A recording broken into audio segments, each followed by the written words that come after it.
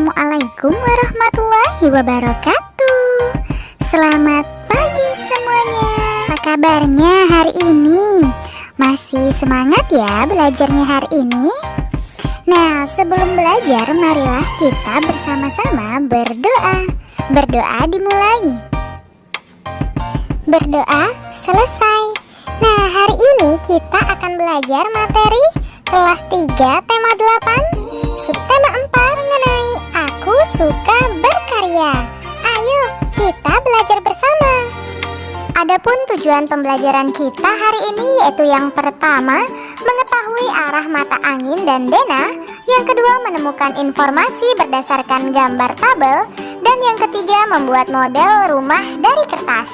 Nah, hari ini kita masuk pada subtema 4, aku suka berkarya. Berkarya berarti melakukan kegiatan yang menghasilkan karya. Contoh hasil karya adalah menulis sastra, menggambar, dan menghias. Berkarya juga berarti melakukan kegiatan yang bermanfaat bagi orang lain. Membuat denah termasuk berkarya. Ada berbagai macam denah. Ada denah sekolah dan denah kelas. Untuk membuat denah, kita juga harus mempelajari arah mata angin. Mari berlatih membuat karya keterampilan. Karya keterampilan membuat model sekolah sambil mempelajari arah mata angin. Perhatikanlah gambar berikut ini. Ayo membaca. Udin dan teman-teman sedang berlatih membaca denah. Udin dan teman-teman melakukan perjalanan membawa denah.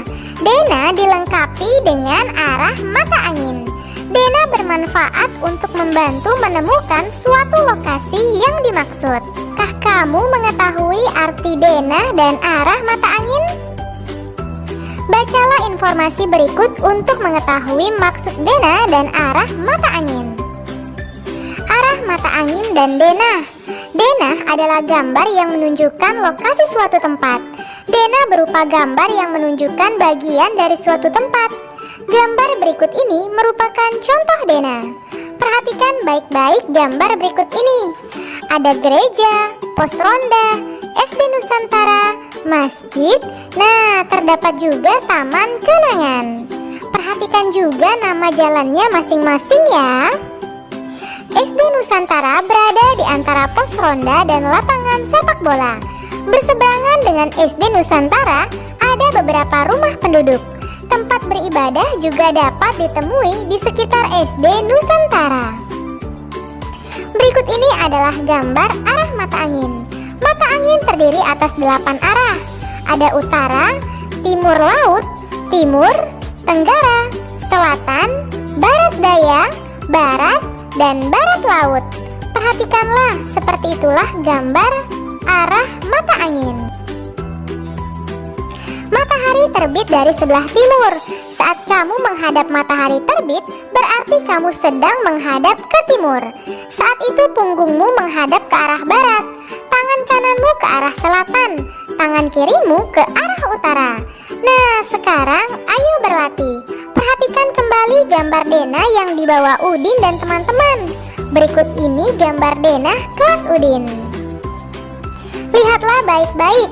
Keterangannya, yang nomor 1 itu meja peserta didik. Yang kedua, kursi peserta didik. Yang ketiga, meja guru. Yang keempat, kursi guru. Dan yang kelima adalah papan tulis.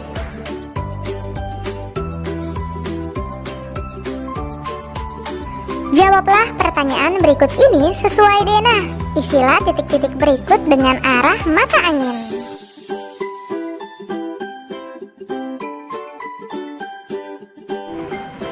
Yang pertama, masjid berada di sebelah mana?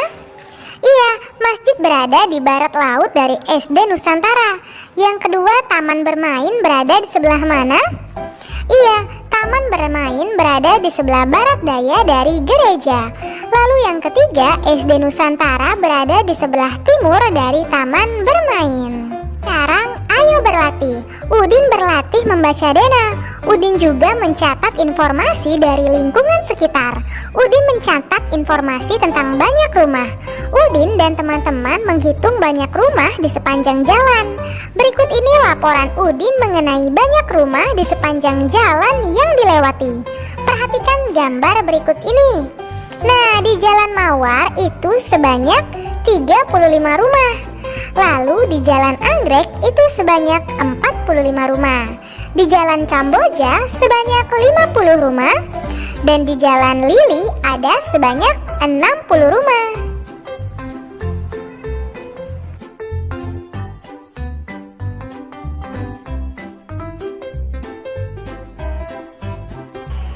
Sekarang jawablah pertanyaan berikut berdasarkan gambar tabel yang dibuat Udin. Yang pertama, di manakah tempat yang memiliki rumah paling banyak? Iya, tentu saja di Jalan Lili. Yang kedua, di manakah tempat yang memiliki rumah paling sedikit? Iya, tentu saja di Jalan Mawar. Yang ketiga, berapa banyak perbedaan rumah di Jalan Kamboja dan Jalan Mawar? Jalan Kamboja terdapat 50 rumah. Jalan Mawar terdapat 35 rumah. Berarti 50 dikurang 35 sama dengan 15. Nah, sekarang cobalah membuat diagram sesuai data berikut. Tabel berikut menyajikan data warna rumah. Ada warna merah sebanyak 8, kuning sebanyak 6, hijau 10, dan biru 4. Tuliskan pada tempat berikut ini. Perhatikan baik-baik langkah berikut. 2, 4, 6, 8, lalu 10. Nah, sekarang tinggal kita buat. Warna merah sebanyak berapa rumah? Iya, 8 rumah. Warna kuning sebanyak 6 rumah. Warna hijau sebanyak 10 rumah. Dan warna biru sebanyak 4 rumah. Seperti gambar berikut ini ya. Sekarang ayo berkreasi. Sebuah lokasi dapat digambarkan menggunakan model. Misalkan lokasi rumah seperti gambar berikut. Mari berkarya membuat rumah-rumahan.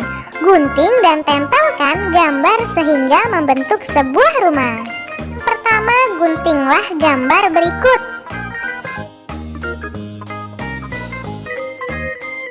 Lalu lipat bagian yang diberi tanda garis putus-putus. Lem dan tempelkan kertas tersebut sehingga membentuk rumah. Tujuan pembelajaran kita hari ini yaitu yang pertama, mendapatkan informasi dari gambar Dena, menentukan pikiran pokok pada paragraf, dan yang ketiga, mengetahui bunyi dan lambang dari sila Pancasila. Nah, hari ini kita akan masuk pada pembelajaran kedua. Ayo membaca. Sebelumnya, perhatikan apa yang sedang dilakukan Edo dan teman-temannya, serta apa lambang berikut itu. Iya, berikut itu adalah lambang mata angin. Nah, sekarang ayo kita membaca. Judulnya menjadi petugas penerima tamu. Hari ini SD Nusantara kedatangan tamu. Tamu yang datang tim juri penilai lomba kebersihan sekolah. Mereka ingin melihat kondisi SD Nusantara. Udin dan beberapa teman ditunjuk menjadi petugas penerima tamu. Mereka harus mendampingi tamu. Mereka juga bertugas memberikan penjelasan tentang SD Nusantara. Udin dan teman-teman berbagi tugas menerima tamu. Pembagian tugas berdasarkan dana sekolah yang sudah disiapkan. Udin dan Lani bertugas menjelaskan bagian utara sekolah. Edo dan Dayu bertugas menjelaskan bagian selatan sekolah. Siti bertugas menjelaskan bagian timur sekolah. Beni bertugas menjelaskan bagian barat sekolah. Udin dan teman-teman bertugas dengan baik. Mereka menjelaskan program sekolah dengan jelas dan santun. Mereka juga dapat menjawab pertanyaan dengan lancar dan jelas. Para penerima tamu telah bertugas dengan baik. Para juri memberikan pujian kepada mereka. Kepala sekolah dan para guru juga memberikan pujian. Semua anak-anak senang dan bersemangat dalam mengerjakan tugasnya. Nah, sekarang ayo berlatih. Berikut ini Dena yang digunakan Udin dan teman-temannya. Lalu jawablah pertanyaan berdasarkan bacaan dan gambar Dena yang diberikan.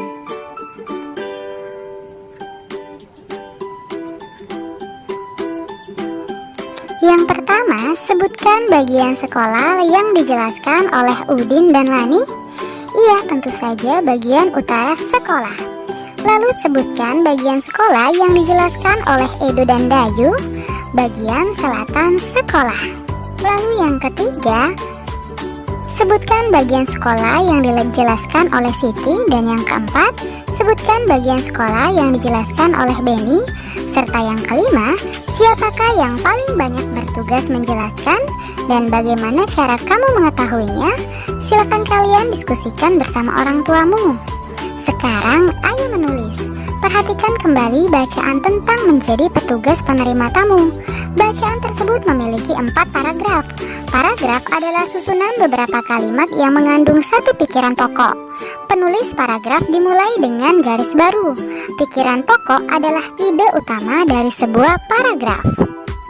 Contohnya, Edo anak yang rajin, semua tugas sekolah selalu dikerjakan tepat waktu. Edo juga selalu membantu orang tua. Edo selalu mengerjakan pekerjaan dengan baik. Nah, pikiran pokok dari paragraf di atas adalah Edo anak yang rajin. Sekarang cobalah menemukan pikiran pokok dari bacaan menjadi petugas penerima tamu. Tuliskan pada tabel berikut ini. Pikiran pokok pada paragraf pertama adalah, iya, hari ini SD Nusantara kedatangan tamu. Lalu, pikiran pokok pada paragraf kedua adalah, Udin dan teman-teman berbagi tugas menerima tamu. Ayo mengamati sikap anak-anak SD Nusantara sesuai dengan nilai-nilai Pancasila. Mereka mengamalkan nilai Pancasila dalam kehidupan sehari-hari. Mereka bekerja sama saat menerima tamu. Kerjasama yang baik akan membuahkan hasil yang baik. Para tamu merasa senang berkunjung ke SD Nusantara. Udin juga mampu membagi tugas dengan baik. Semua anak terlibat dalam melaksanakan program kebersihan sekolah. Semua anak ikut berdiskusi saat menentukan program kebersihan sekolah. Semua anak mendapatkan kesempatan untuk memberikan informasi. Nah, sekarang ayo berlatih. Perhatikan pernyataan berikut ini. Pernyataan ini merupakan sikap pengamalan Pancasila. Silakan tuliskan sila yang sesuai dengan pernyataan. Tuliskan juga bunyi dan lambang dari sila Pancasila yang sesuai.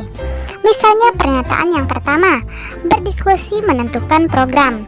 Pengamalan dari sila, iya, bunyinya kerakyatan yang dipimpin oleh hikmat kebijaksanaan dalam permusyawaratan perwakilan. Simbolnya yaitu kepala banteng. Untuk yang lainnya, coba kalian diskusikan bersama orang tuamu. Lalu, tulislah di bukumu masing-masing. Bekerja sama termasuk pengamalan sila ketiga Pancasila. Sila ketiga Pancasila berbunyi Persatuan Indonesia. Simbol sila ketiga berupa pohon beringin. Bangsa Indonesia sangat besar dan beragam. Sila ketiga berpesan agar kita dapat menjaga persatuan dan kesatuan bangsa. Seluruh warga negara juga berkewajiban menjaga nama baik Indonesia sama dengan teman bagian dari pengalaman sila ketiga. Bekerja sama membuat tugas menjadi lebih ringan dan mudah. Nah, sekarang ayo mencoba. Melalui kerjasama, kita juga dapat memenangkan sebuah perlombaan. Cobalah mempraktikkan kerjasama dalam permainan berikut ini.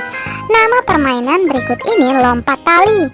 Permainan ini harus dilakukan secara berkelompok.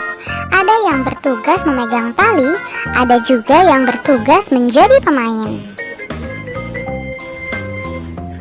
Ikuti tahapan permainan berikut ini. Tentukan 2 pemain untuk memegang tali. Pemain berdiri di dekat tali. Ayunlah tali sambil diputar melewati badan pemain. Yang keempat, pemain mengangkat kedua kaki secara bersamaan saat posisi tali berada di bawah. 5. Meloncatlah dengan benar dan upayakan tali tidak mengenai kaki. Tali mengenai kaki pemain berarti tiba saatnya berganti peran. Pemain melompat tali akan berganti tugas menjadi pemegang tali. Petugas pemegang tali akan berganti menjadi pemain lompat tali. Semua pemain harus bekerja sama dalam permainan tersebut. Kerjasama yang baik membuat permainan menjadi lebih menyenangkan. Kerjasama yang baik juga membuat permainan menjadi lebih aman dan nyaman. Begitupun rakyat Indonesia juga harus bekerja sama untuk membangun Indonesia agar menjadi negara besar. Bersama-sama menghadapi tantangan. bersama-sama menghadapi gangguan yang menghalangi tercapainya cita-cita. Hari ini kita masuk pada pembelajaran ketiga. Coba kalian perhatikan gambar berikut ini dengan seksama. Ayo berlatih. Apa yang sedang dilakukan Udin dan teman-temannya?